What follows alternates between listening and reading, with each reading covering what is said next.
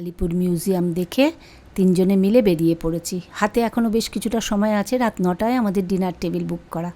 তাই ভাবলাম কাছেই একাডেমি অফ ফাইন আর্টস যাই, একটু ঘুরে আসি, দেখি কোনো বই পাওয়া যায় কি না দেখার জন্য।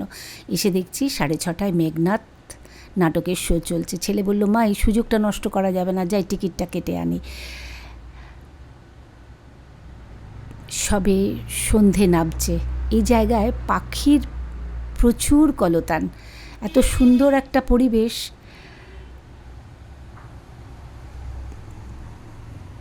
ঢুকে পড়েছি হলে। এখানে ভিডিও বা ফটো তোলা বারণ, তাই কোনো কিছুই আপনাদের সঙ্গে শেয়ার করতে পারবো না। এই লিফলেটটা পেয়েছি।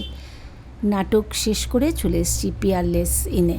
এখানেই আহেলিতে আমাদের ডিনারের টেবিল বুক করা।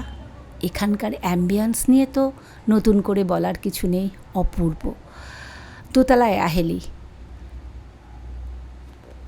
চলুন ওপরে ওঠা যাক।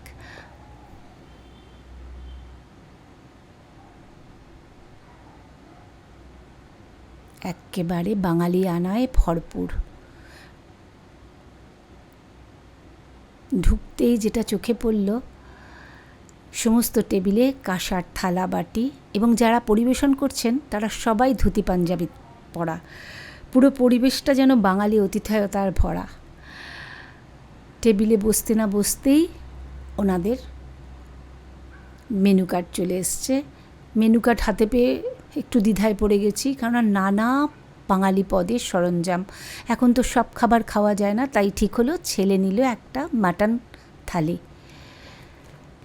নিরামিষ, মাছ, মাংস, মিষ্টি দিয়ে একদম বিয়ে বাড়ির ভোজ।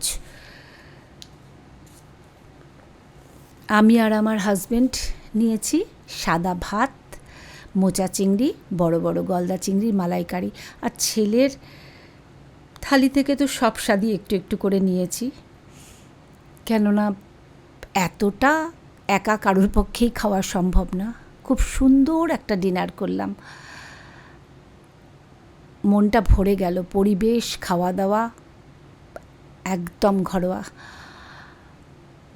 আজকের পুরো দিনটা আমি 3টে পর্বে আপনাদের সঙ্গে শেয়ার করেছি। আমি জানি আমার সব বন্ধুরা দেখেছেন। এখন রাত 10টা, বাড়ি ফিরে যাবার পালা। একবার পুরো অ্যাম্বিয়েন্সটা আপনাদের সঙ্গে শেয়ার করে নেই। নিচে নেমে এসছি। আবার দেখা হবে আরেকটি নতুন দিনে নতুন কোনো গল্পের সাথে। সবাই ভালো থাকবেন।